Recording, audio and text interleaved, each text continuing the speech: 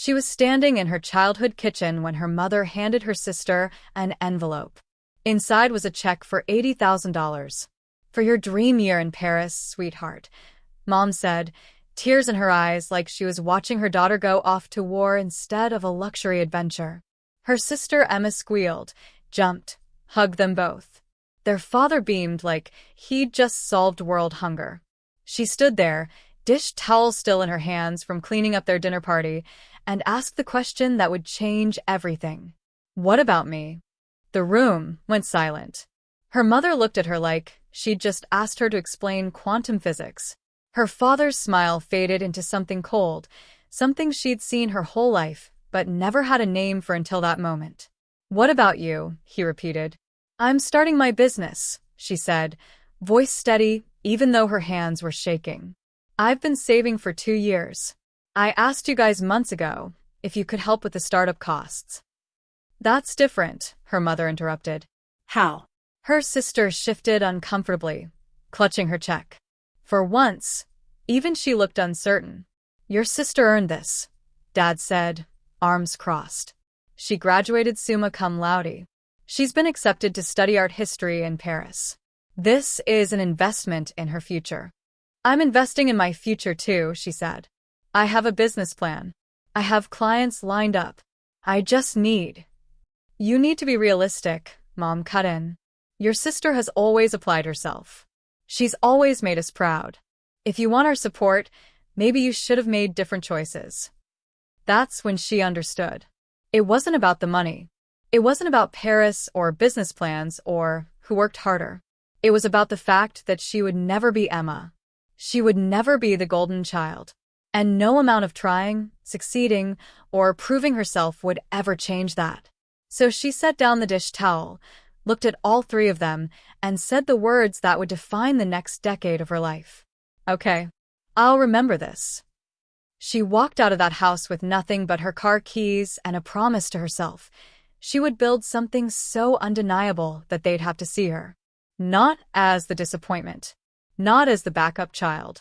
But as someone who didn't need them anymore. This is the story of how she kept that promise. And how the empire she built became bigger than anything they could have imagined or controlled. People always asked when she first realized she was the unwanted one. The truth was, there wasn't a single moment. It was 1,000 small moments, stacked on top of each other until they became her entire reality. Her sister Emma was born first, 3 years before her.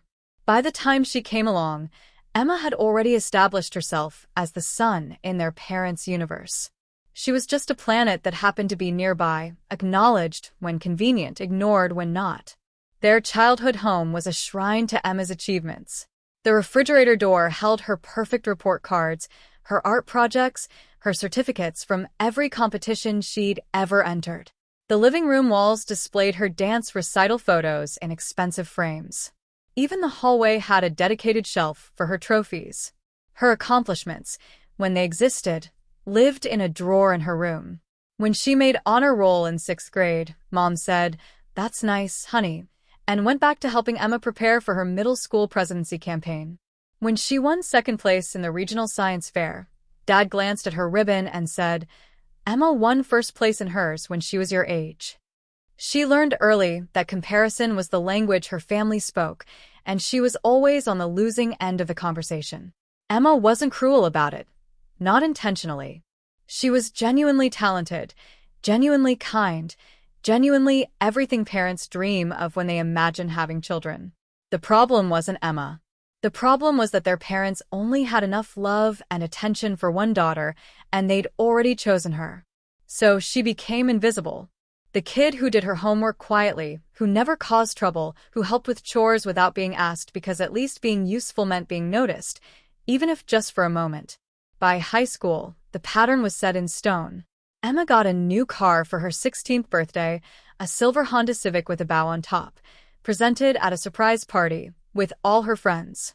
She got a used bike from a garage sale for hers, handed to her in the driveway with a "practical gift for a practical girl" comment from Dad. Emma's college tuition was paid in full, state school, but still, every penny covered. She got told that if she wanted to go to college, She'd need to figure it out because they'd already stretched their budget for Emma's education. She figured it out. Community college, then transferring to a state school. She worked 3 jobs: campus library, weekend restaurant shifts, and late-night freelance graphic design. She graduated with a degree in business and marketing, a 3.8 GPA, and $30,000 in student loans. Emma graduated the same year, debt-free, with a degree in art history and a summer trip to Italy as a graduation gift. When people asked why she didn't just cut them off then, she told them the truth. She was still hoping. Hoping that one day they'd see her. Hoping that eventually she'd do something impressive enough that they'd look at her the way they looked at Emma. Hope is the cruelest thing we do to ourselves. The idea came to her during her last year of college. She was working at a small marketing firm as an intern, essentially doing the grunt work nobody else wanted: data entry, coffee runs, organizing files. But she was watching, learning, seeing how campaigns were built, how clients were managed, how businesses decided where to spend their money. And she realized something: most small businesses had no idea how to market themselves online. They knew they needed social media, needed a website, needed email campaigns, but they didn't have the budget for big agencies or the time to figure it out themselves. That was the gap. That was her opportunity. She started small, freelancing on the side. A logo redesign for a local bakery. Social media management for a yoga studio. Website copy for a new coffee shop. Word of mouth spread faster than she expected. Within 6 months, she had more clients than she could handle alone. By the time she graduated, she had a clear vision: a boutique marketing agency specializing in small businesses and startups. Affordable packages, personalized service, real results. She'd seen the model work. She had the skills. She had the clients ready to sign on. What she didn't have was capital. Starting a real agency meant expenses she couldn't cover with freelance income, office space, software subscriptions, hiring at least 1 employee, proper equipment, legal fees, insurance. She'd run the numbers a dozen times. The minimum she needed to launch properly was $25,000. She had $8,000 saved. It had taken her 2 years of living like a monk to save that much. So she did something she'd never done before. She asked her parents for help. She prepared for weeks. She put together a business plan, complete with financial projections, market research, and testimonials from existing clients. She practiced her pitch. She dressed professionally. She scheduled a dinner at their house specifically to present the idea. "This is really impressive," Mom said, flipping through the printed packet she'd brought. She sounded surprised, like she'd expected her daughter to show up with crayon drawings. "You've really thought this through," Dad added, which for him was practically a compliment. For a moment, she let herself hope. "So, I'm asking if you'd be willing to invest," she said carefully. "Not a gift, an investment. I'll pay you back with interest once the business is profitable. I have a contract drafted if you want to review it with a lawyer." "Sweetheart," Mom interrupted gently, "starting a business is risky. Most of them fail in the first year." "I know the statistics," she said. "That's why I've spent 2 years building a client base first. I already have the foundation." "But it's not stable," Dad cut in. "You're talking about leaving a guaranteed paycheck to chase something uncertain. That's not how successful people operate." She bit back the response that Emma had never had a guaranteed paycheck in her life and they never seemed concerned about her stability. "I'm not asking you to fund my entire life," she said instead, keeping her voice level. "I'm asking for startup capital. $25,000. I'll have it back to you in 3 years with interest." "We don't have that kind of money lying around," Mom said. That was in March. In June, they handed Emma $80,000 for Paris. The dinner party was supposed to be a celebration of Emma's acceptance into a prestigious art history program in Paris.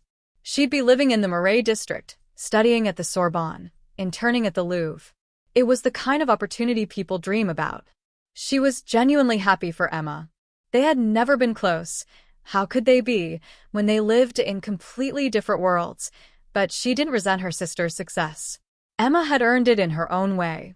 What she resented was the double standard. She'd shown up to help with the dinner party, because that's what she always did. Set the table, prep the food, clean up afterward. The invisible support system that kept family gatherings running smoothly. The guests were mostly their parents' friends, people she'd known her whole life, who'd watched Emma grow up like she was their collective daughter too. They cooed over her plans, asked about her program, wanted to know every detail of her upcoming adventure. Nobody asked what she was doing. A few people vaguely acknowledged her presence. "Oh, you're here too, how nice." But mostly she was furniture. Useful furniture, but furniture nonetheless. She was in the kitchen washing wine glasses when she heard Mom call everyone into the living room for a special moment.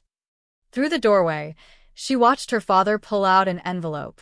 Cream-colored, expensive stationery, the kind they used for important occasions. "Emma," he said, voice thick with emotion, "your mother and I are so proud of the woman you've become. This program in Paris is going to be the experience of a lifetime, and we want to make sure you can focus on your studies without worrying about finances." That's when Mom opened the envelope and pulled out the check. Even from the kitchen, she could see the numbers. $80,000. The room erupted in applause. Emma cried. Mom cried. Dad looked like he might cry. Their friends congratulated them on being such generous parents, on investing in their daughter's dreams. She stood there with dishwater dripping from her hands, and something inside her cracked. She walked into the living room. Everyone was still celebrating, champagne glasses raised. "What about me?" The words came out quieter than she'd intended, but the room heard them. The celebration stopped like someone had pulled the plug on a speaker. Mom turned to her, confused. "What? What about me?" she repeated, louder this time. "I asked you for help 3 months ago. For my business. You said you didn't have money for risky ventures." Dad's expression shifted from celebration to irritation in seconds. "This isn't the time." "When is the time?" she asked. "Because I've been waiting my whole life for the time when you see me the way you see her." Emma looked mortified. "I didn't know you asked them for." "It's not about you," she told her sister, and she meant it. "It's about them." She turned back to her parents. "I asked for $25,000. As a loan. With a contract, with interest, with everything official. You said no. You said you couldn't afford it. You said starting a business was too risky. Your sister earned this," Dad said, voice hard. "She's worked hard her entire life. And I haven't." The question came out sharper than she intended. "I put myself through college. I worked 3 jobs. I graduated with honors. I built a client base from nothing. I did everything you're supposed to do, and it's still not enough. It's never been enough." "You're being dramatic," Mom said, that familiar dismissive tone that had followed her through childhood. "This isn't a competition." "You're right," she interrupted. "It's not a competition. Because you can't compete in a game where the winner was chosen before it started." The room was silent. Their friends looked uncomfortable, studying their champagne glasses like they held the secrets of the universe. "Your sister has always applied herself," Dad said slowly, like he was explaining something to a child. "She's always made us proud. If you want her support, maybe you should have made different choices." And there it was. The truth she'd known her whole life, but had never heard spoken so clearly. It didn't matter what she did. It didn't matter how hard she worked, how much she achieved, how perfectly she performed. She would never be Emma. She would never be the daughter they wanted. She would never be enough. The anger that rose in her then wasn't hot. It was cold, clear, and absolutely certain. She set down the dish towel she'd been holding, still holding, even in the middle of a confrontation, because being useful was so ingrained in her she did it unconsciously. "Okay," she said calmly. "I understand now." Mom frowned. "Understand what?"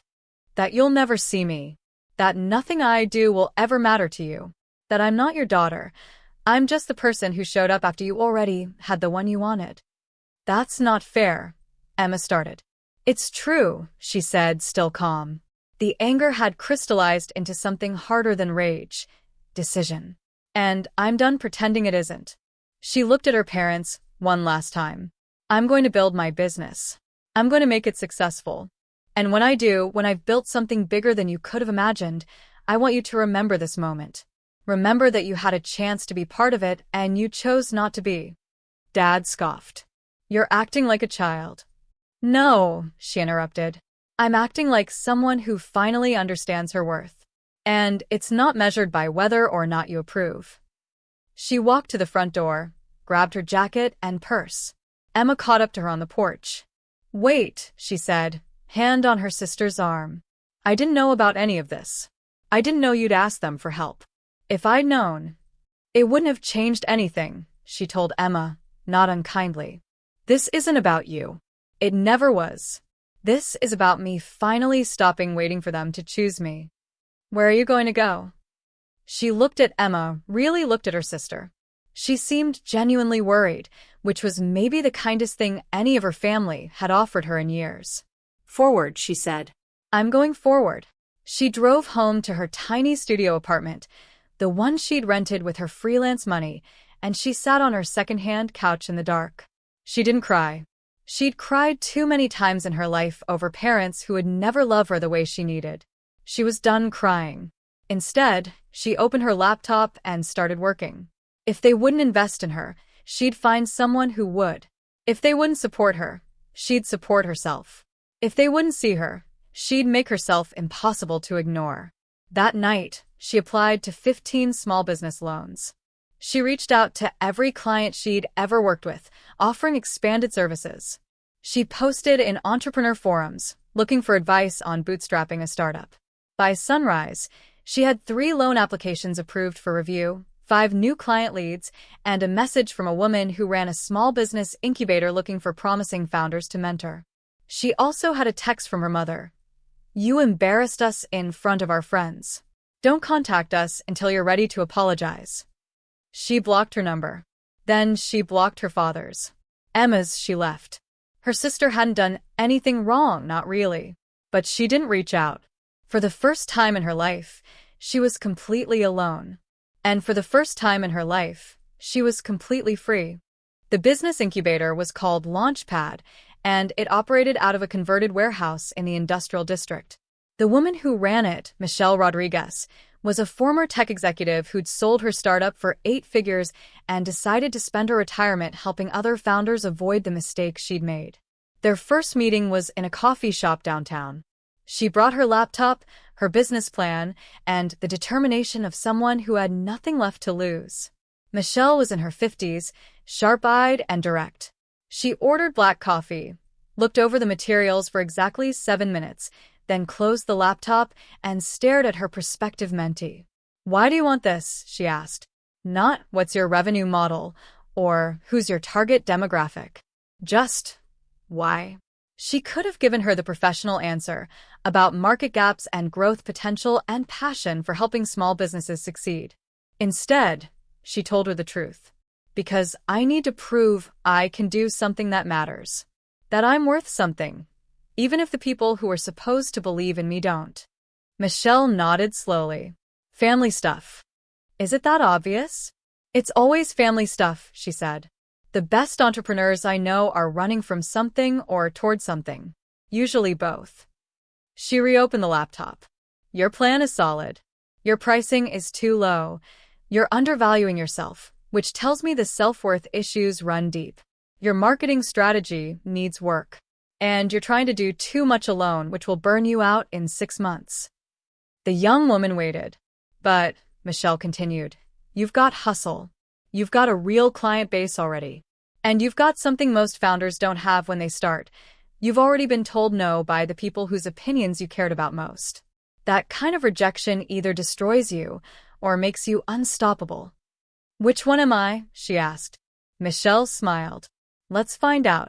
Launchpad offered her a desk, access to their network of mentors, and a small seed grant, $5,000, that was less about the money and more about giving founders confidence that someone believed in them. She moved her entire operation into that warehouse space. Her office was a desk in the corner near a window that overlooked a parking lot, but it was hers. The other founders became her accidental family. There was Marcus, building an app for restaurant inventory management. Sophia, creating a line of sustainable workout clothing. James, developing educational software for kids with learning disabilities. They were all running from something. They were all building toward something. And they understood each other in a way her biological family never had. The first 6 months were brutal. She worked 16-hour days, 7 days a week. She took every client she could get, even the difficult ones, even the ones who paid poorly. She learned web design, SEO optimization, email marketing automation, content strategy. She made mistakes, priced a project so low she actually lost money, missed a deadline that cost her a client, trusted the wrong contractor, and had to redo work herself. But she learned from every mistake. And slowly, the business grew. By month 8, she hired her first employee, a recent grad named Kelly who was hungry and talented and willing to work for equity since she couldn't afford much salary yet. Kelly took over social media management, freeing her to focus on strategy and client relations. By month 10, they moved from her corner desk to an actual small office space. Cheap, cramped, with fluorescent lighting that gave everyone headaches, but it had a door with their name on it. Sterling Solutions Marketing. She'd chosen Sterling because it meant valuable, of high quality. Everything she'd been told she wasn't.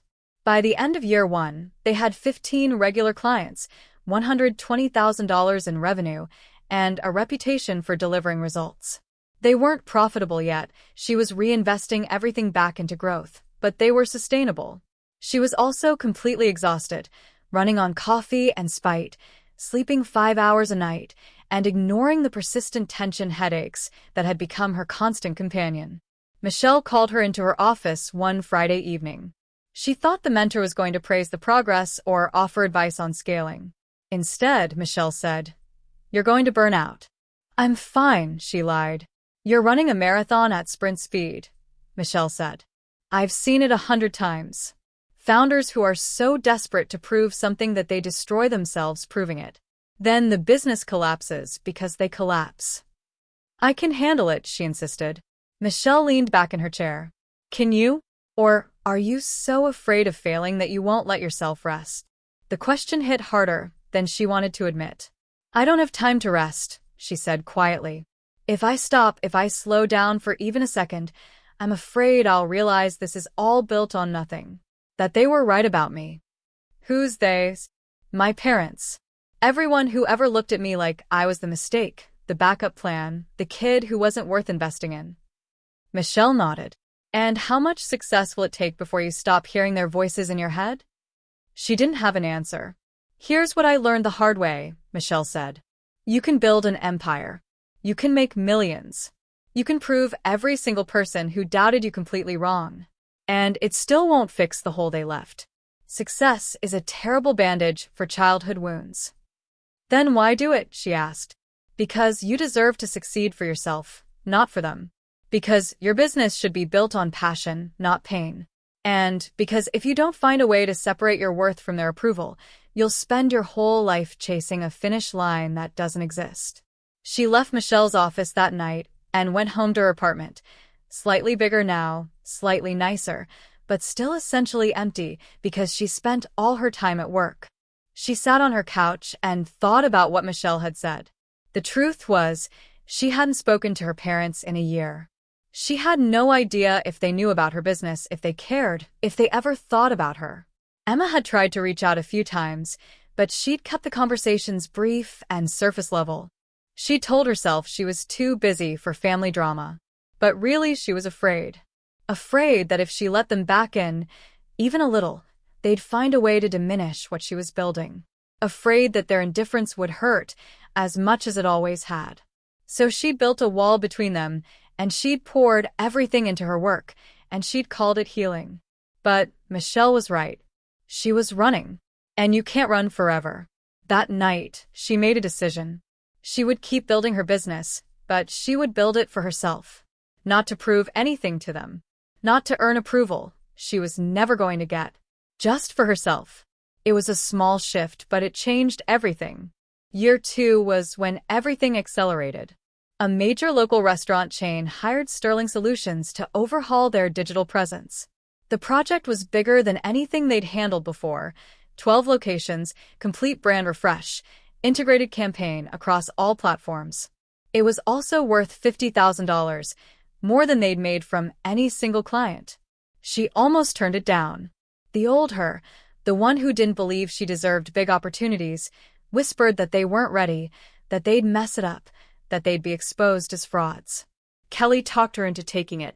"We can do this," she said, with the confidence of someone who hadn't spent her childhood being told she wasn't good enough. "And even if we stumble, we'll figure it out. That's what we do." She was right. They threw everything into that project. Late nights, weekend work, dozens of strategy revisions. She hired 2 more contractors, a photographer and a copywriter, to help with the workload. They created a campaign that exceeded the client's expectations, and their foot traffic increased by 35% in the first quarter. The restaurant chain referred them to 3 other businesses. Those businesses referred them to more. Suddenly, Sterling Solutions had a waiting list. By month 15, she hired 3 full-time employees. By month 18, they moved to a real office, bright, modern, with an actual conference room and a kitchen that wasn't just a mini fridge in the corner. She stood in the empty space the day before they moved in, and for the first time, she let herself feel proud. Not just of the business, but of what it represented. She'd built this. Her. The daughter who wasn't worth investing in had invested in herself, and it was working. Around that time, she got a message from Emma. They'd barely communicated since the dinner party incident. A few polite texts on birthdays and holidays, nothing substantial. But this message was different. "I'm back from Paris. Can we meet for coffee?" She stared at the text for a long time before responding. Part of her wanted to ignore it, to keep the wall firmly in place. But another part, the part that remembered they'd once been kids together, was curious. They met at a cafe near her new office. Emma arrived first, and when she walked in, she barely recognized her sister. Emma looked different. Older, yes, but also somehow smaller. The confidence she'd always worn like armor seemed thinner now. "Hi," Emma said, standing to hug her. It was awkward. They weren't huggers, but genuine. "Hi," she replied, sitting across from her sister. "How is Paris?" Emma smiled, but it didn't quite reach her eyes. "Beautiful. Educational. Everything I hoped it would be." But Emma looked down at her coffee. "But I spent a year in one of the most beautiful cities in the world, studying art I love, and I was miserable." She waited. "I couldn't figure out why at first," Emma continued. "I had everything I wanted, the program, the experience, the support. But I felt so empty. And then I realized," she looked up, "I realized that I'd spent my entire life living for their approval. Every choice I made, every path I took, it was all about making them proud. I'd never asked myself what I actually wanted." "What do you want?" she asked. "I don't know," Emma admitted. "That's the terrifying part. I'm 28 years old, and I have no idea who I am when I'm not performing for an audience." For the first time in her life, she felt something like pity for her sister. Not the condescending kind, but real empathy. Emma had been the golden child, but she'd paid a price for that crown that the younger sister had never considered. "They asked about you," Emma said quietly. "While I was gone. A few times. Dad would mention your name when they had friends over, like, 'Oh yes, our other daughter is doing something with computers.'" "Computers," she repeated, laughing without humor. "I run a marketing agency. We have 8 employees now and $500,000 in annual revenue." Emma's eyes widened. "Seriously? Seriously? That's incredible." She genuinely looked impressed. "Have you told them?" "Why would I?" "Because maybe they'd." "They'd what?" she interrupted. "Be proud? Apologize? Suddenly realize they've spent my entire life making me feel worthless." She shook her head. "I don't need their validation anymore, Emma. That's the whole point." Emma was quiet for a moment. Then, "I'm sorry." "For what?" "For not seeing it. When we were kids, when we were teenagers, even at that dinner party. I never saw how differently they treated you. I don't know what I thought. That you were just more independent, maybe. That you didn't need them the way I did." "I needed them exactly as much as you did," she said. "I just never got them. I know that now." Emma reached across the table, hand palm up an invitation. I can't fix what they did. I can't even fix my part in it, the fact that I accepted everything without questioning it. But I want to know you. The real you. Not the sister I ignored, but the person you've become. She looked at Emma's hand for a long moment. Trust didn't come easy anymore. But her sister was trying, and that meant something. She took Emma's hand. Okay, she said. But I'm not interested in reconciliation with them. That door is closed. I understand, Emma said. This is just about us. If you want it to be. I'll think about it, she told her sister. They finished their coffee making small talk about Paris, about the business, about nothing important. When they parted, Emma hugged her again, and this time it felt less awkward. She walked back to her office thinking about forgiveness, about family, about the difference between the people who birthed you and the people who choose you. She'd spent so long running from her family that she'd never considered some parts might be worth salvaging. But she also knew she'd never go back. Never put herself in a position to need their approval again. Emma could be part of her life if she wanted, but it would be on her terms, in her world. The world she'd built without them. By year 3, Sterling Solutions was unrecognizable from the scrappy startup that began in a warehouse corner. They'd moved again, this time to a full floor in a downtown building with actual windows and a view. They had 22 employees, ranging from designers to strategists to account managers. Their client roster included 3 Fortune 500 companies alongside the small businesses they'd started with. Revenue had crossed $2 million annually, and they were profitable. She was 30 years old, and she'd built something real. The success brought opportunities she'd never imagined. Speaking invitations at marketing conferences, features in business magazines, invitations to join prestigious professional organizations. Every achievement felt like proof, not for her parents, but for that younger version of herself who'd been told she wasn't worth investing in. Michelle pulled her aside one afternoon after she'd returned from a particularly exhausting speaking engagement.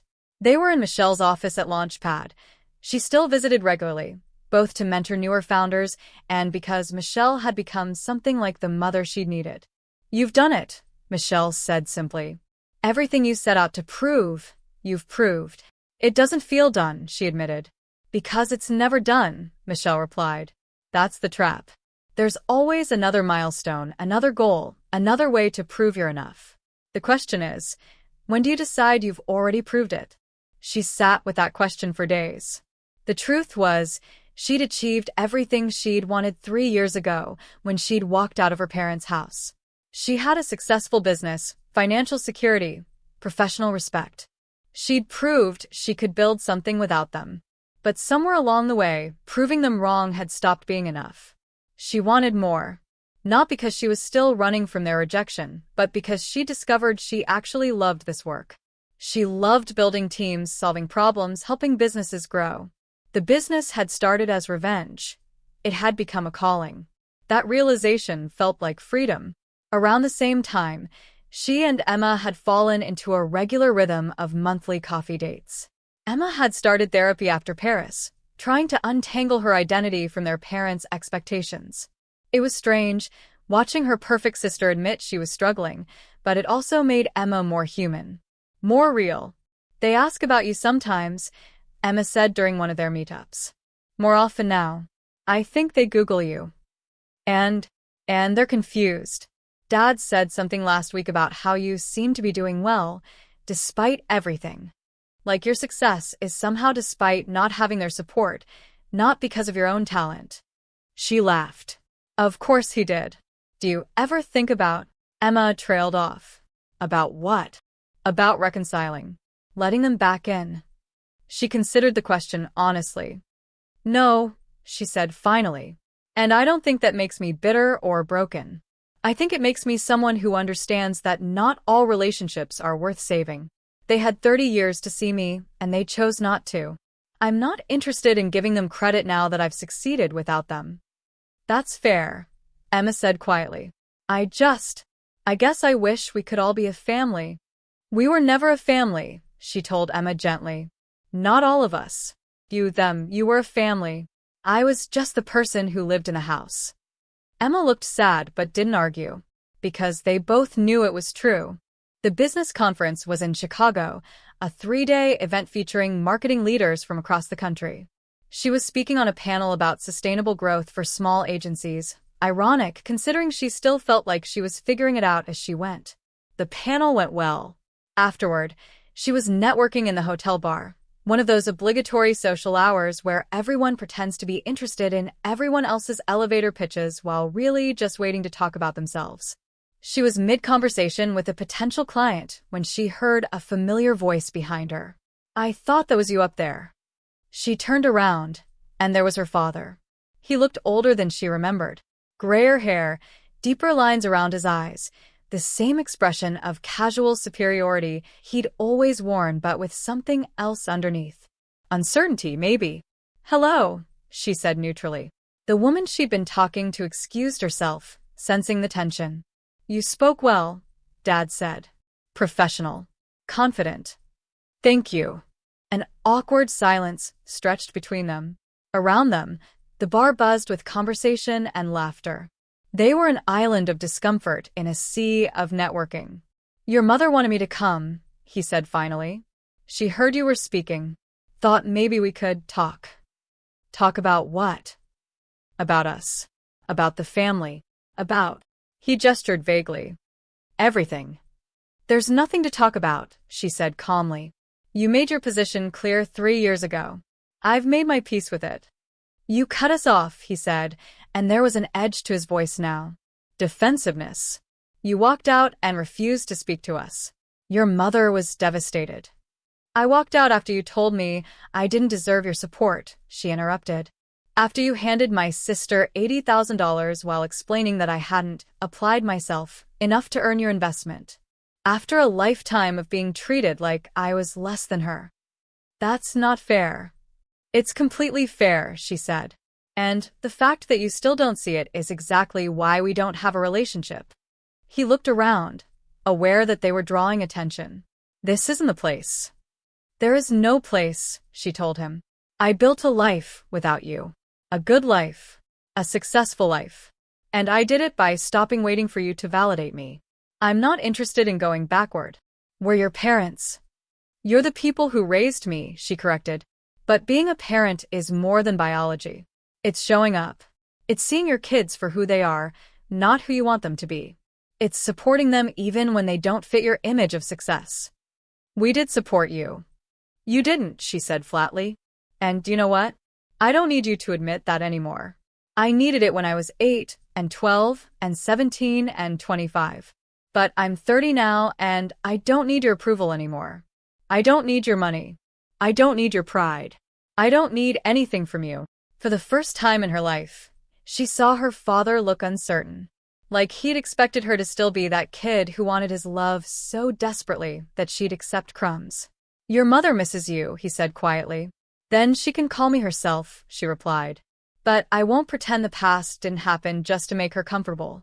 And I won't welcome either of you back into my life unless you're willing to actually acknowledge what you did." "What did we do?" he asked, genuinely seeming not to understand. "We raised 2 daughters. We provided for both of you. We." "You chose one," she said. "Every day, in 1,000 small ways, you chose Emma. And you made sure I knew I was the one you didn't choose. That's what you did." He opened his mouth to argue, but something in her expression stopped him. "I'm not angry anymore," she told him. "That's what you need to understand. I'm not carrying around rage or hurt. I'm just done. I built a life that doesn't include you, and it's a good life, and I'm not interested in disrupting it for people who have never treated me like I mattered." She picked up her drink. "It was nice seeing you, Dad. Tell Mom I hope she's well." She walked away before he could respond, her hands shaking but her head clear. That night, alone in her hotel room, she cried for the first time in 3 years. Not because she regretted what she'd said she didn't, but because there was a finality to it. A door closing that would never reopen. And even though she was the one who'd closed it, even though she knew it was the right choice, it still hurt. Grief is strange like that. You can grieve the loss of something you never really had. By morning, the tears were gone. She gave her second conference presentation, scheduled meetings with new clients, and flew home to the business she'd built. Emma called her 2 days later. "Dad told me about Chicago," she said.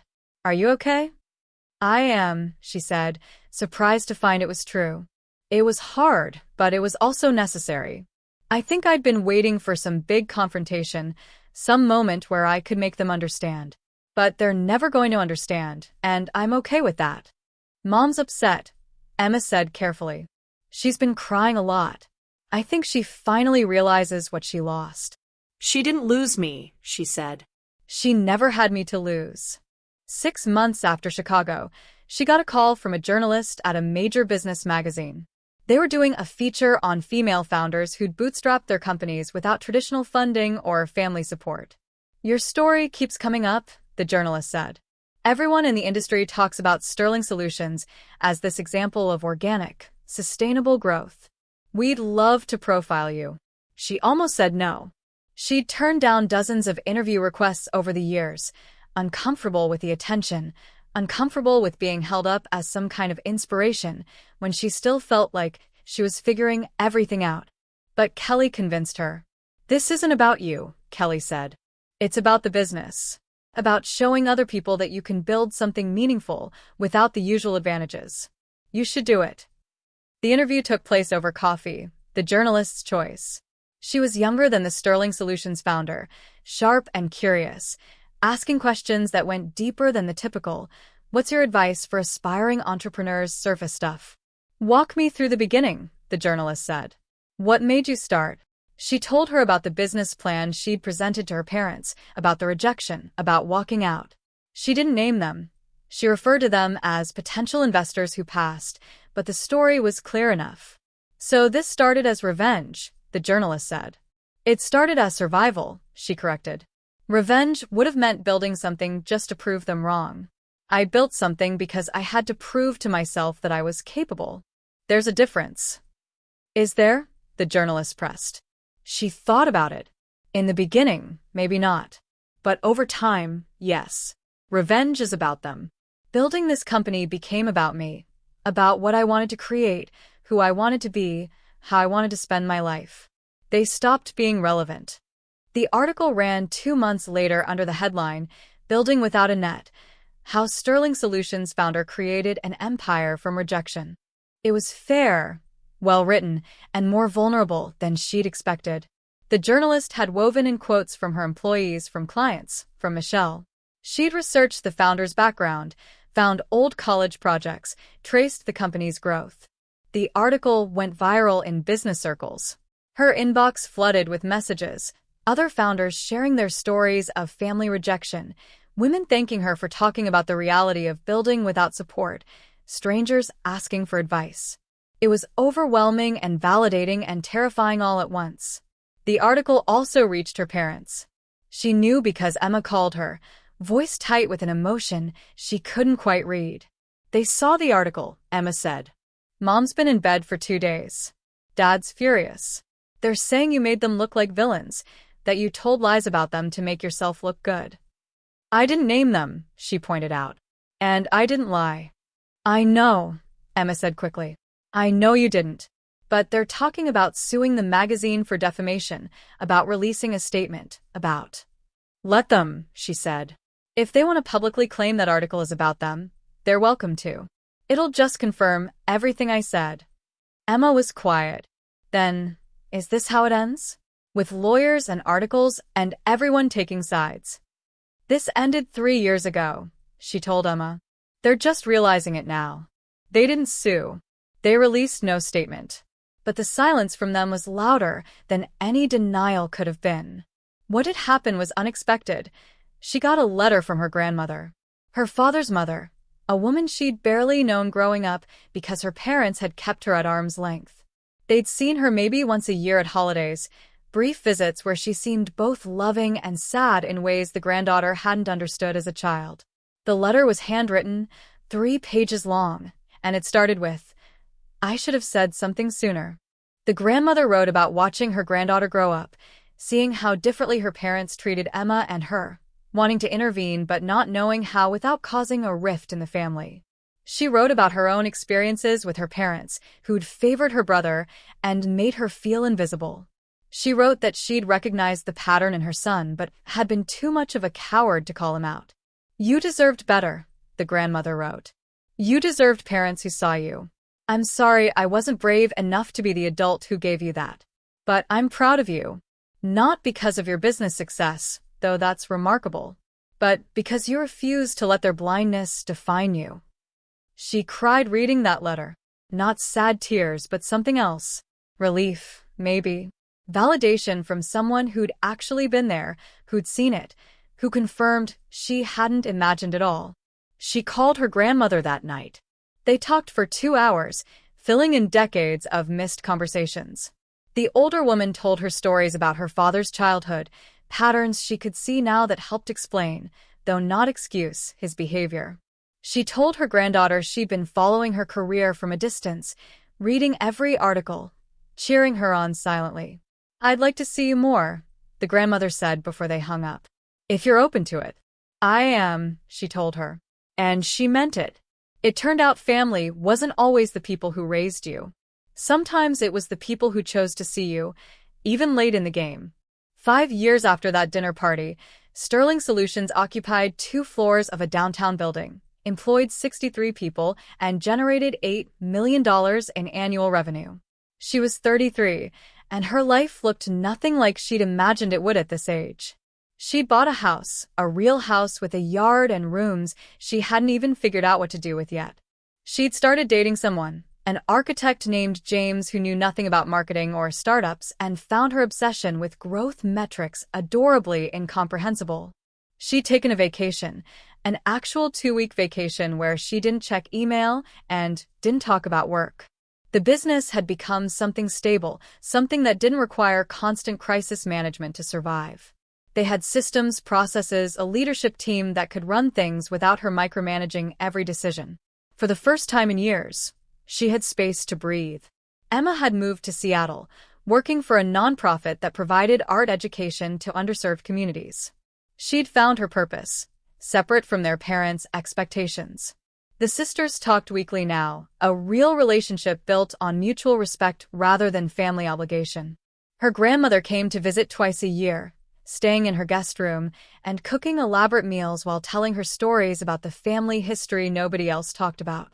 Her parents, and she had no contact. She heard about them occasionally through Emma. They were both retired now, spending their time traveling and doing whatever retired people do. Emma said they asked about her sometimes, circling around the question without ever asking it directly. She felt nothing when Emma told her that. No anger, no satisfaction, not even curiosity. They'd become strangers, people she used to know, as irrelevant to her life as any random person on the street. The business kept growing. They'd started a foundation that provided free marketing services to nonprofits and grants to aspiring entrepreneurs from underrepresented backgrounds. It was her way of being the support system she'd never had, of making sure nobody else had to build entirely alone. One of their grant recipients was a young woman named Sam, 24, brilliant, and building an app for mental health support in minority communities. She reminded the Sterling Solutions founder of herself at that age, hungry, determined, and carrying invisible wounds she thought she had to hide.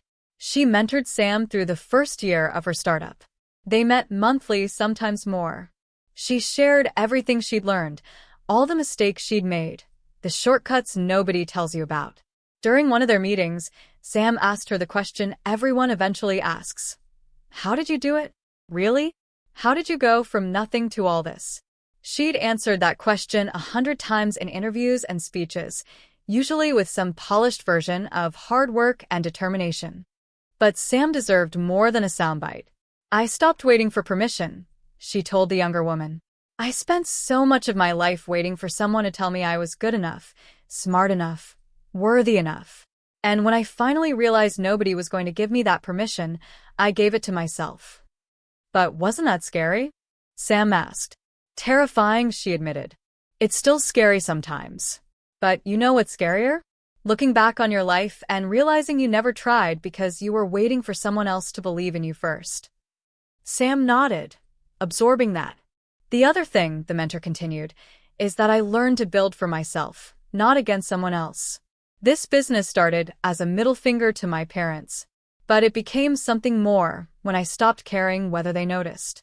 When I started building because I loved the work, not because I was trying to prove something. Do you ever regret cutting them off? Sam asked quietly. No, she said honestly. I regret that they weren't the parents I needed. I regret the relationship we could have had but didn't. But I don't regret protecting myself from people who couldn't see me. That wasn't cutting them off, that was choosing myself. Sam started crying then, and the mentor understood. She was carrying her own family wounds, her own stories of not being enough. They all were in different ways. You're going to make it, she told Sam. Not because I'm giving you money or advice, but because you're already doing the hardest part. You showed up for yourself. Emma got engaged that fall to a woman named Claire, a marine biologist she'd met in Seattle. They were getting married the following spring, and Emma wanted her sister to be her maid of honor. I know it's weird, Emma said when she asked. We weren't close growing up. But you're the family I actually chose, you know? Claire's met Mom and Dad once, and she can't stand them. But she loves you. You're the sister I actually have a relationship with. She said yes. The wedding was in Seattle, at a botanical garden, overlooking the water. It was small, 50 people, mostly Claire's family and their friends. Emma had invited their parents.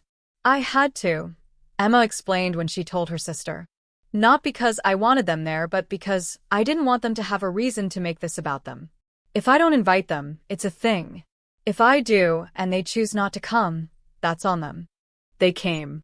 She saw them for the first time in 5 years during the rehearsal dinner.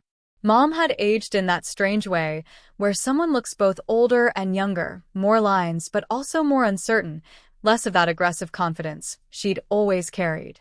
Dad looked largely the same, just grayer. They saw her across the room. Mom's face did something complicated. Dad looked away. She felt nothing. No anger, no anxiety, no need to confront or avoid. They were just two people at her sister's wedding. Claire's mother, a warm woman named Patricia, who'd basically adopted Emma into her family, approached her early in the evening. You're the famous sister, she said with a smile. Emma talks about you constantly. Thank you for being there for her. She's been there for me too, she said. I heard, Patricia said. And I heard about your parents. For what it's worth, I think you're incredibly brave. For what? For knowing when to walk away. Most people spend their whole lives trying to fix relationships that can't be fixed. You protected yourself. That takes courage. During the ceremony the next day, she stood next to Emma as her sister married Claire, and she thought about family. About the one you're born into, and the one you build. About the difference between relatives and people who actually see you. At the reception, Dad approached her. It was the first time they'd spoken since Chicago. You look well, he said stiffly. Thank you. Emma tells us your business is successful. It is. He nodded, clearly uncomfortable. That's good. I'm glad things worked out for you. She waited. Your mother wanted me to? He trailed off, then started again. She wanted me to tell you that she's proud of you. Is she asked. Or is she proud that I succeeded despite her, so she doesn't have to feel guilty? He flinched. That's not fair. Fair would have been supporting me when I asked, she said calmly. Fair would have been treating me like I mattered. This, she gestured between them. This is just you wanting to feel better about your choices. We did our best. Your best wasn't good enough, she interrupted. Not cruelly, just factually. And I've made peace with that. But I'm not interested in making you feel better about it. You don't get to show up now that I've built something and claim you always believed in me. You didn't. And that's okay, because I don't need you to. She walked away before he could respond, found James at their table, and let him pull her into a conversation about something completely unrelated.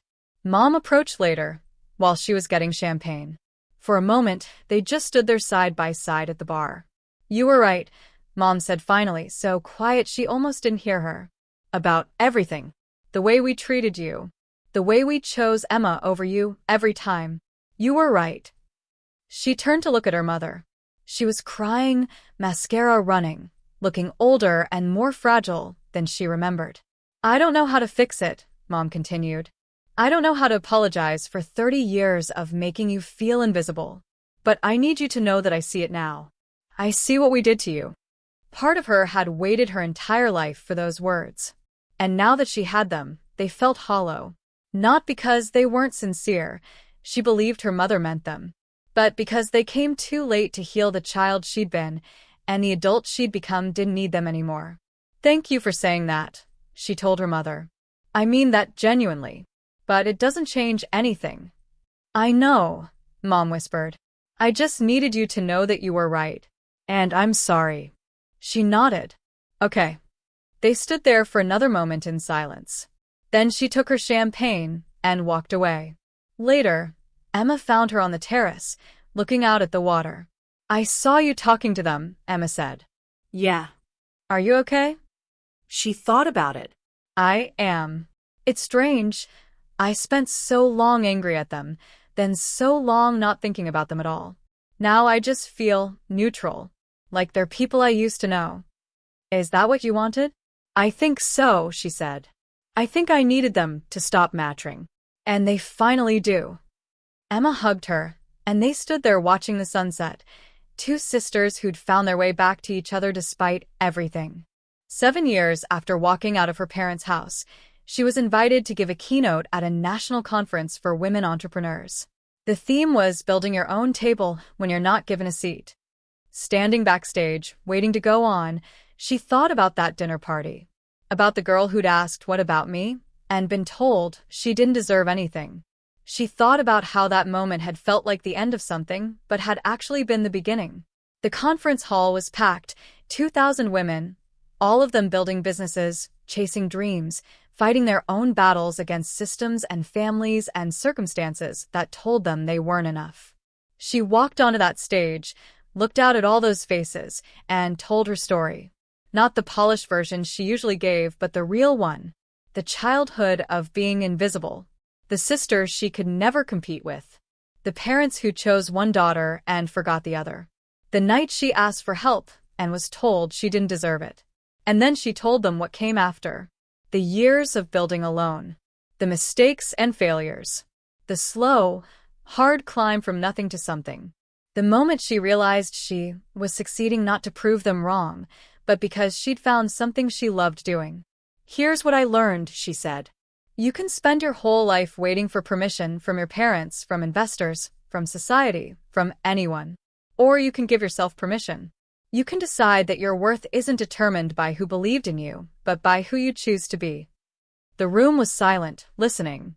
"My parents gave my sister $80,000 for her dream," she continued. "They gave me nothing. At the time, that felt like proof that I didn't matter. But looking back, it was the greatest gift they could have given me, because it forced me to build something that was entirely mine. They couldn't take credit for it. They couldn't claim they'd always believed in me. They couldn't pretend they'd supported me from the beginning." She paused, looking out at the audience. "I built an empire from nothing. From rejection. From being told I wasn't worth the investment. And every success, every milestone, every achievement is mine alone. Nobody can take that from me. Nobody can diminish it by claiming they always knew I could do it." The applause started then, building like a wave.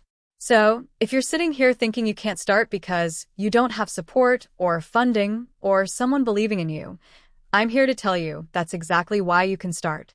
Because whatever you build will be yours. Entirely, completely, undeniably yours. When she finished speaking, the standing ovation lasted 5 minutes. Women came up to her afterward, crying, hugging her, sharing their stories. She saw herself in every single one of them. The daughters who weren't enough, the wives who weren't supported, the entrepreneurs who'd been told they'd fail. They were all building empires from nothing. And they were all proof that you don't need permission to succeed. You just need yourself. 10 years after walking out of that dinner party, she stood in the penthouse office of Sterling Solutions headquarters and looked out at the city skyline. The company now employed 150 people across 3 offices. They'd been acquired by a major marketing conglomerate the year before, A deal that had made her wealthy enough to never work again if she didn't want to, but she'd stayed on as CEO because the work still mattered to her. The foundation they'd started had given out over 200 grants to aspiring entrepreneurs, many of them succeeding beyond their wildest dreams. Sam, the young woman she'd mentored, had sold her app to a major tech company for 8 figures and was now an investor herself, funding the next generation. She'd married James 3 years ago in a small ceremony with people who'd chosen to be in their lives. They had a daughter now, Maya, 18 months old, with her father's eyes and her mother's stubborn determination. Emma visited often, bringing Claire and their twins. Their kids played together while the sisters drank coffee and marveled at how different their lives had turned out from what anyone had expected. Her grandmother had passed away the year before, peacefully in her sleep. She'd left her granddaughter a letter saying that watching her build her life had been one of her greatest joys, that she'd given her hope that patterns could be broken, that the mistakes of one generation didn't have to define the next. Her parents and she still had no relationship. She heard about them occasionally. They'd moved to Florida, were doing well, spent most of their time with Emma's kids. They'd never met Maya, and probably never would. She'd stopped feeling anything about that years ago. One afternoon, her assistant told her there was a woman in the lobby asking to see her. No appointment, no name, just insisting it was important. It was her mother. Mom looked older, smaller, wearing a cardigan and slacks that seemed too big for her. She stood when she saw her daughter, hands clutched together nervously. "I know I shouldn't have come without calling," she said. "But I didn't think you'd agree to see me if I asked." "I wouldn't have," her daughter confirmed. "I understand." Mom looked around the lobby, at the sleek design, the company logo, the wall displaying their awards. "This is impressive. What you've built." "What do you want, Mom?" She took a breath. "I'm sick. Cancer.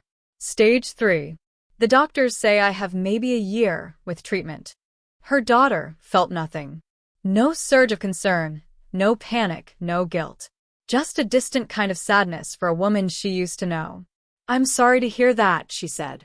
"I'm not here for sympathy," Mom said quickly. "I'm here because I'm running out of time to say things I should have said years ago. And I need you to hear them." "I don't need anything from you," her daughter told her. "I know. But I need to say it anyway. Not for you, for me. So, I can die knowing I at least tried to acknowledge what I did." She considered telling her mother to leave. But curiosity, or maybe something else, made her nod toward a private meeting room. They sat across from each other at a conference table, and for a moment, neither of them spoke. "I destroyed you," Mom said finally. "Your childhood, your confidence, your relationship with your family. I destroyed all of it because I couldn't see past my own preferences, my own pride, my own need to have a perfect golden child." Her daughter waited. "Emma was easy," Mom continued. "She was beautiful and talented, and everything came naturally to her. You were harder. You challenged things, questioned things, didn't fit the mold I'd imagined. And instead of appreciating that, instead of seeing how remarkable you were, I punished you for not being her."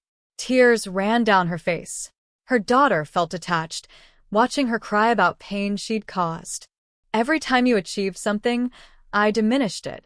Every time you needed support, I withheld it. Every time you asked to be seen, I looked away.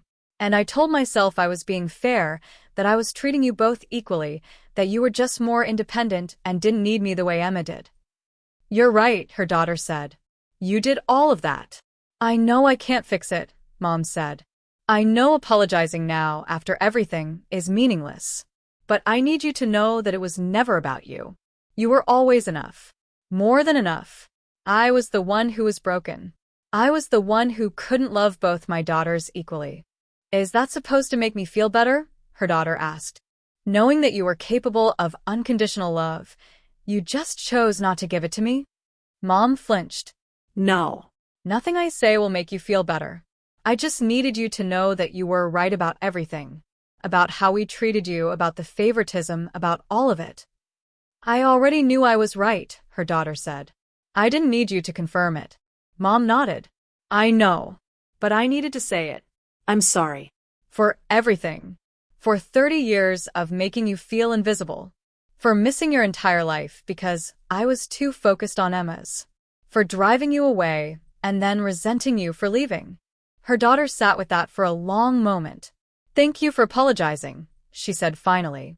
I do appreciate knowing that you understand what you did. But it doesn't change anything between us. I built a life without you. A good life. And there's no place in it for a relationship that starts with your deathbed confession. I understand, Mom whispered. I hope your treatment works, her daughter added. I genuinely hope you survive this and have many more years. But those years won't include me. Mom nodded, stood, walked to the door. Then she turned back. Your daughter, she said. Maya. Emma showed me pictures. She's beautiful. She is, her daughter agreed. Will you? Mom trailed off, then started again. Will you tell her about me? About her grandmother? Her daughter considered the question honestly. I'll tell her I had a mother who couldn't love me the way I needed. And I'll make sure she knows that's why I'll love her unconditionally, because I know what it's like not to have that. Mom's face crumpled. That's fair. She left. Her daughter stood in that conference room for a long time afterward, processing the conversation. Part of her had expected to feel triumph, satisfaction at seeing her mother acknowledge everything. But she just felt empty. Not sad, not angry, just empty. That evening, she went home to James and Maya. She scooped her daughter up, held her close, breathed in the baby shampoo smell of her hair. You okay? James asked, seeing her face. Yeah, she said. And she meant it. Yeah, I am. Because she built something her mother never had, a life where love wasn't conditional, where success wasn't measured by comparison, where worth wasn't something you had to earn. She'd broken the cycle. And that mattered more than any apology ever could. Maya grew up surrounded by love, not the conditional kind that measures and compares, but the kind that sees and celebrates. She was 3 when she drew her first picture, a chaotic mess of colors that covered every inch of paper. Her mother hung it on the refrigerator immediately, right next to James's architectural sketches and her business awards. In their house, everyone's achievements mattered equally. When Maya was 5, she asked why she only had one grandma, James's mother, who adored her, and one grandpa, James's father, who drove 3 hours every month just to take her to the zoo. Where are your mom and dad? Maya asked her mother one night at bedtime. Her mother had prepared for this question, rehearsed different ways to answer it. In the end, she went with simple truth. I have parents, she told Maya. But we're not close. Sometimes families don't work out the way we want them to, and that's okay. What matters is that you're surrounded by people who love you. Like Aunt Emma and Aunt Claire? Exactly like them. And Grandma Rodriguez? Michelle, who Maya had adopted as honorary grandmother and who absolutely loved the role. Yes, her too. Maya considered this seriously. Do you wish you had a mom who loved you? The question hit harder than expected. I used to, her mother admitted. But now I'm just grateful I learned how to be the kind of mom I wished I'd had. Because now I get to give you what I didn't have. Maya hugged her tight. You're the best mom ever. And in that moment, her mother knew she'd broken the cycle completely. 15 years after walking out of that dinner party, she was invited to be a guest speaker at her old college's graduation ceremony. Standing backstage in her commencement robes, she thought about the girl she'd been at graduation, working 3 jobs, exhausted, carrying student loans like weights on her shoulders, still desperately hoping her parents would acknowledge her achievement. They hadn't come to her graduation. Mom said it was too far to drive for a state school ceremony. Emma's graduation the same day from a private university 2 hours in the opposite direction was worth the trip. Now she was here as the featured speaker, successful enough that the university had named a scholarship after her, the Sterling Scholarship for first-generation and unsupported students. She funded it fully, $50,000 a year to students who were building their futures without family financial support. The ceremony was everything graduation should be: proud, hopeful, full of possibility. She watched the graduates cross the stage, each one representing their own struggles and triumphs. When her turn came to speak, she walked to the podium and looked out at 2,000 graduates and their families. 15 years ago, I sat where you're sitting, she began. I'd worked 3 jobs to pay for school. I'd graduated with honors. I'd built a portfolio of work I was proud of, and I sat in those seats alone because my family chose to attend my sister's graduation instead. A murmur went through the crowd. I tell you this not for sympathy, but because I want you to know that the people who don't show up for you today don't determine who you become tomorrow. Their absence doesn't define your worth. Their doubt doesn't limit your potential. Their choices don't dictate your future. She could see some graduates crying, some nodding, some sitting up straighter. Some of you have families here who sacrificed everything to see you reach this moment. Honor them. Thank them. Remember that their belief in you is a gift. But some of you are sitting here alone, or with people who don't fully see you, or with family who came but never really believed you'd make it. And I'm here to tell you, you are enough. You were always enough. And what you build from here will prove that, not to them, but to yourself. She spoke for 20 minutes about resilience, about building your own support systems, about the difference between the family you're born into and the one you create. She talked about Sterling Solutions, about the scholarship, about her own journey from that isolated graduate to this moment. I won't tell you it was easy, she said. I won't say that success heals all wounds or that achieving your dreams makes the rejection stop hurting.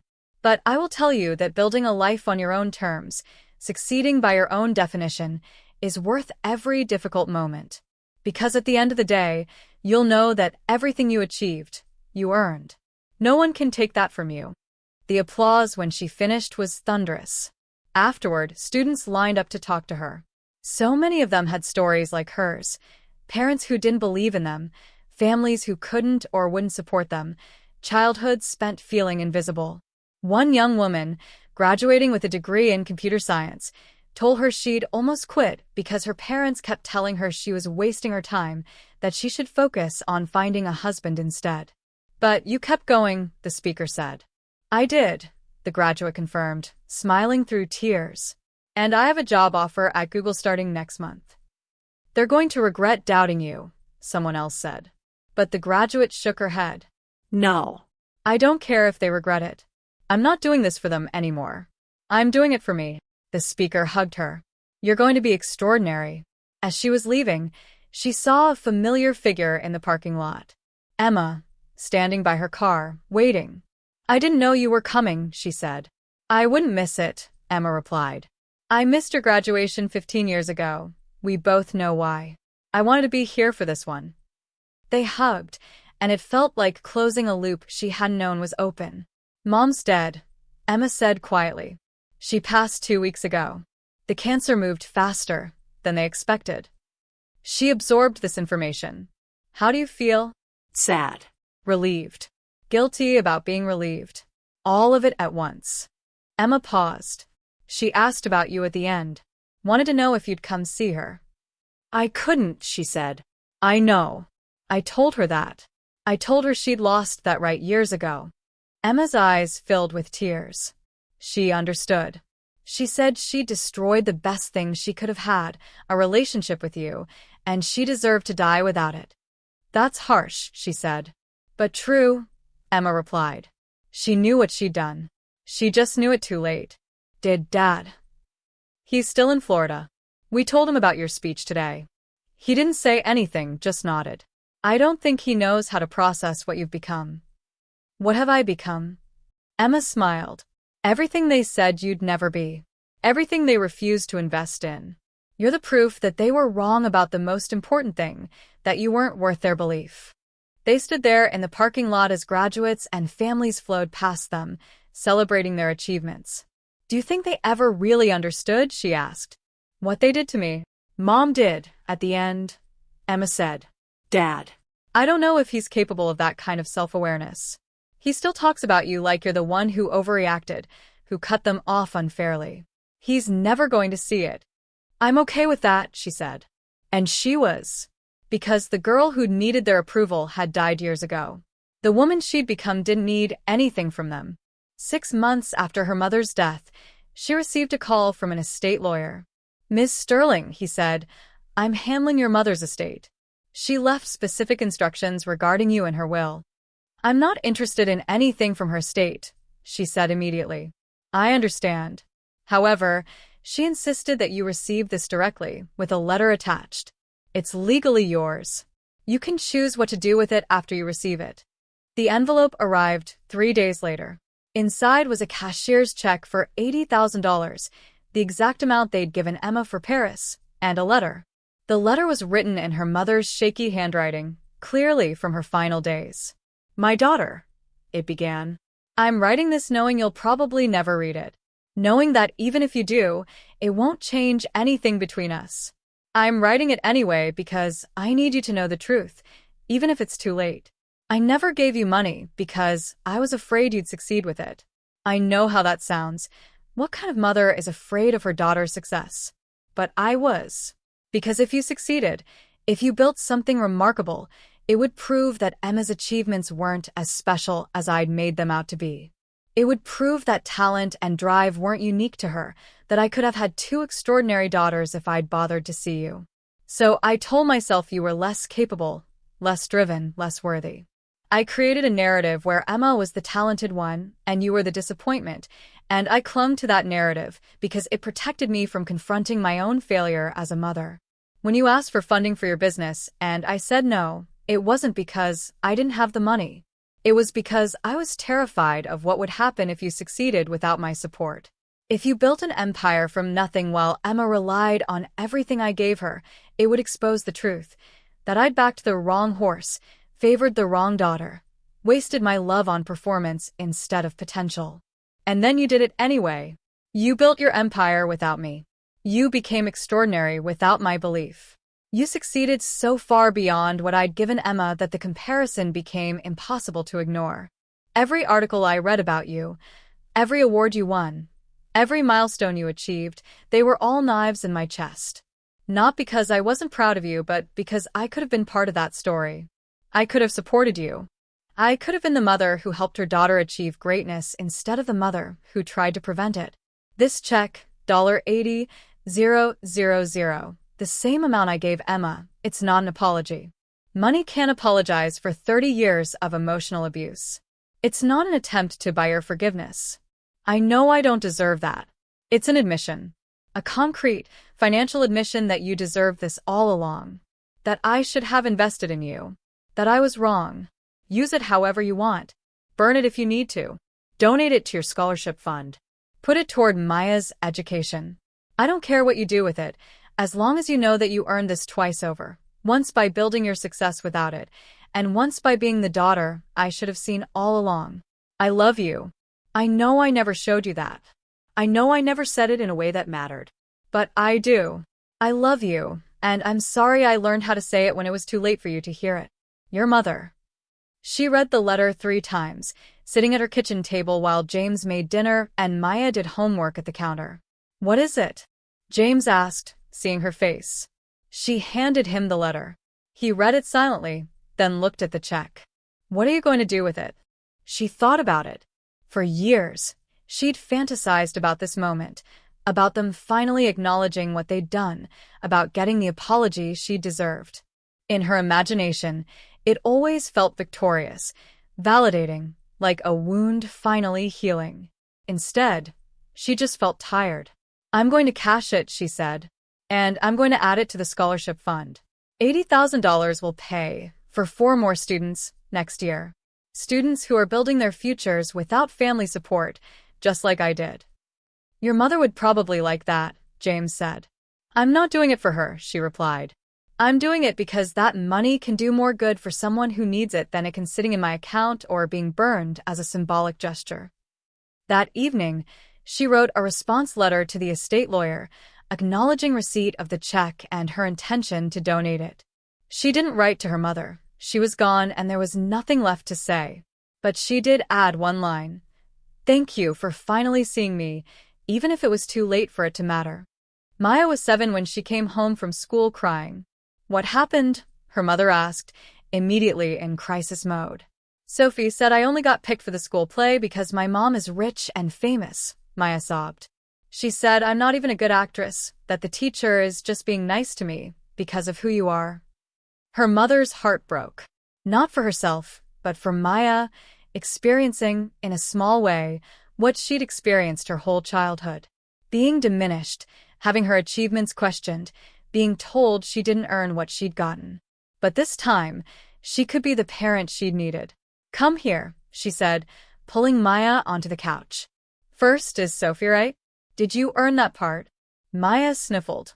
"I practiced for 2 weeks. I memorized all the lines. I did 3 auditions." "Then you earned it," her mother said firmly. "Not because of me, not because of anything except your hard work." Sophie is wrong. "But what if people always think that?" Maya asked. "What if everything I do, people say it's just because of you?" Her mother took a breath. This was important. "Here's what I'm going to tell you, and I need you to remember it forever," she said. "People will always try to diminish your achievements. Sometimes it's because they're jealous. Sometimes it's because they can't imagine you earning something on your own. Sometimes it's just because people are cruel." Maya nodded, listening. "But you know the truth. You know how hard you worked. You know what you earned. And as long as you know that, really know it, deep in your bones, it doesn't matter what anyone else says." "But it hurts," Maya whispered. "I know, baby. It does hurt. And that's okay. You can be hurt and still be right. You can be sad and still be strong." She hugged Maya close. "The most important thing is that you never let other people's doubt make you doubt yourself. Promise me that." "I promise," Maya said. Later that night, James asked her if she was okay. "Why wouldn't I be?" "Because your daughter just experienced a small version of what you experienced your whole childhood," he said gently. That had to bring some things up. He was right. But what she felt wasn't pain, it was determination. "The difference," she said, "is that Maya has a mother who sees her, who believes her, who will always, always validate her worth. I didn't have that. She does. That changes everything." She saw her father one last time, 5 years after her mother's death. She was giving a keynote at a business conference in Florida, and Emma mentioned she'd told him about it. She didn't expect him to come. They hadn't spoken in over 15 years. But he showed up. She saw him in the audience during her speech, sitting in the back row. Older now, grayer, smaller somehow. He didn't approach her afterward during the networking session. He just stood against the wall, watching. She finished her conversations with attendees and walked over to him. "Dad." "Hello." He looked uncomfortable, out of place in his casual clothes among all the suits. "You spoke well." "Thank you." Silence stretched between them. "I read your mother's letter," he said finally. "The one she left you. Emma showed me a copy." She waited. "She was right," he continued. "About all of it. We did fail you. I failed you." "Yes, you did." He flinched at the bluntness. "I don't know how to apologize for 30 years of being a bad father." "You can't," she said simply. "Some things are too big for apologies. Emma says you're happy, successful, that you have a daughter." "I do." "I'd like to meet her," he said quietly. "My granddaughter." And there it was. The ask she'd known was coming. "No," she said. His face fell. "I understand. I don't deserve." "It's not about what you deserve," she interrupted. "It's about what I'm willing to give. And I'm not willing to let you into my daughter's life when you were never really in mine.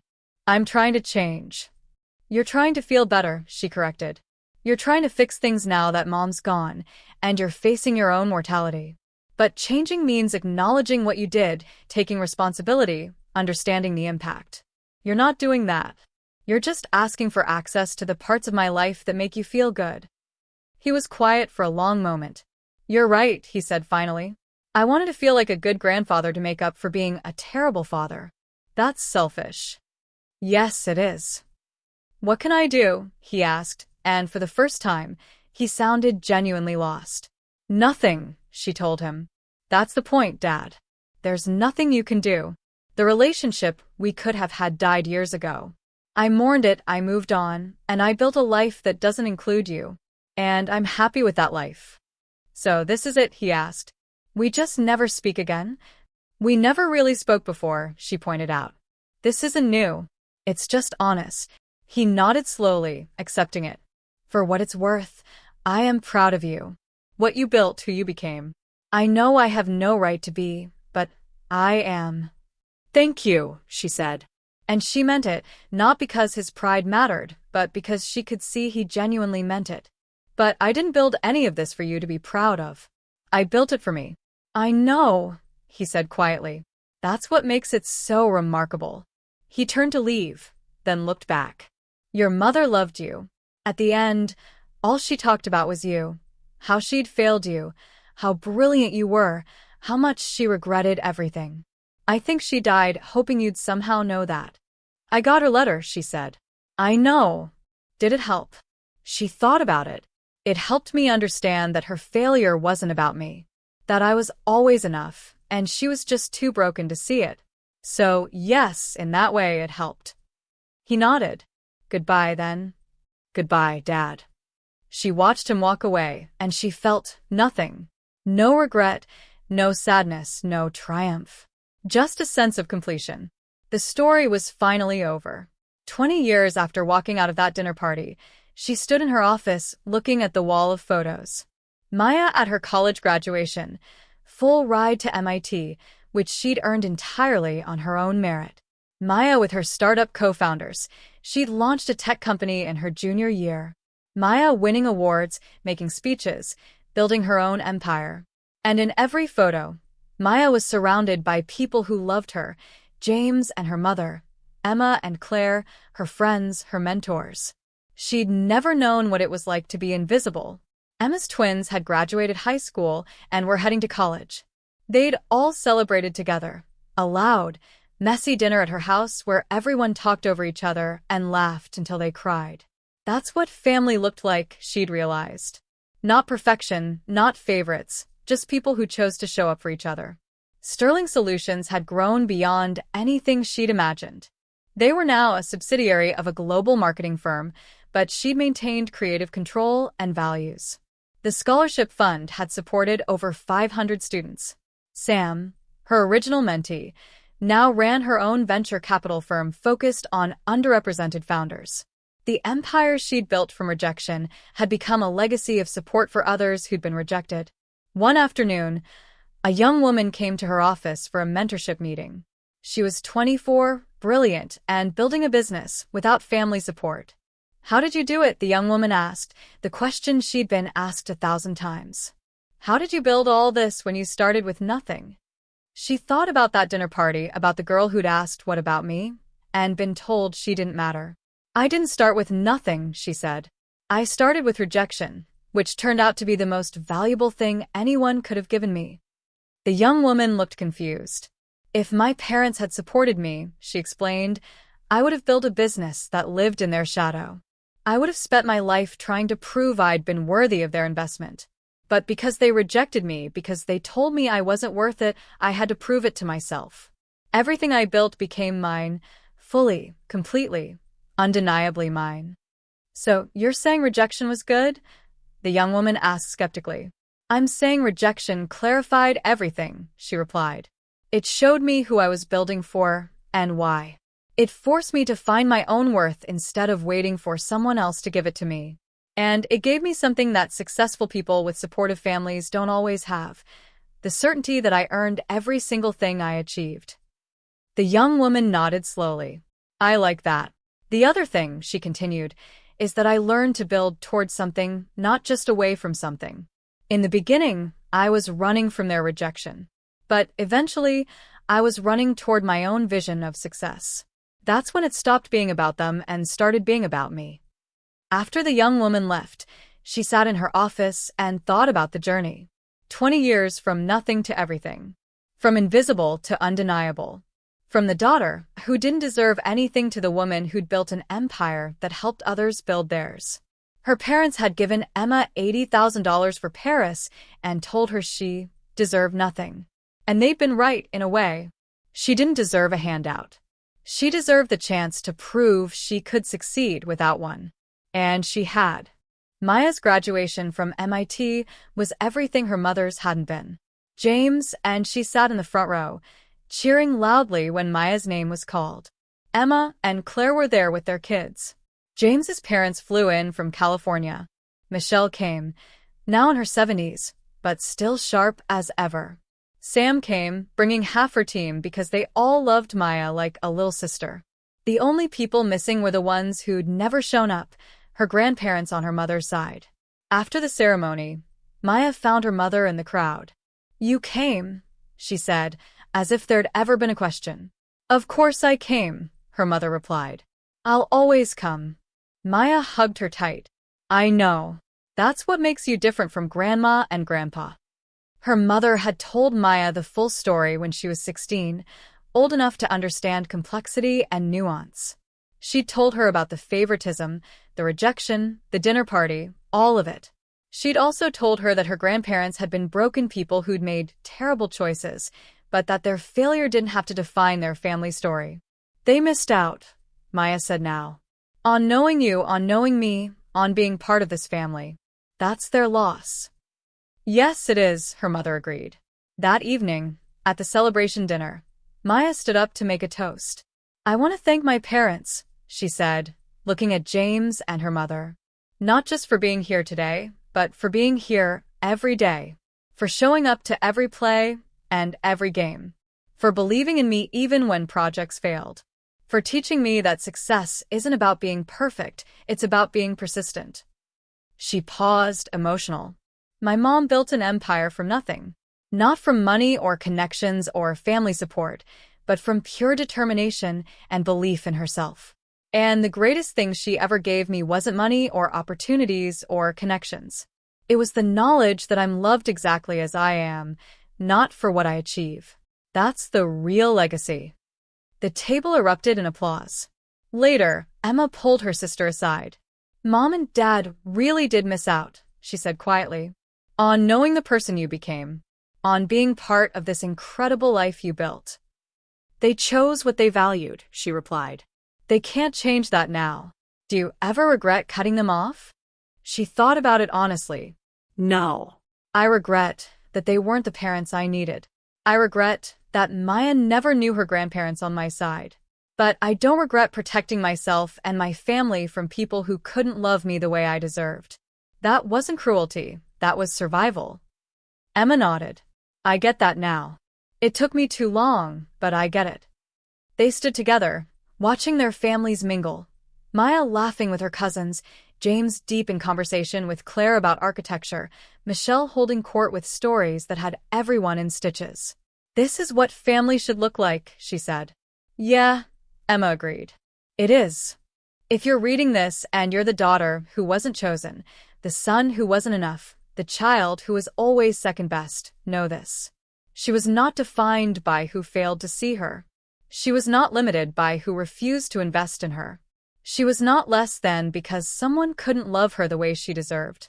Her parents gave her golden child sister $80,000 for Paris and told her she deserved nothing. They were wrong. She deserved everything. And she gave it to herself. She built an empire from their rejection. She created a family from chosen connections. She learned to love herself in ways they never could. And she broke the cycle so her daughter would never know what it feels like to be invisible in her own home. That's the real revenge. Not their failure, but her success. Not their regret, but her peace.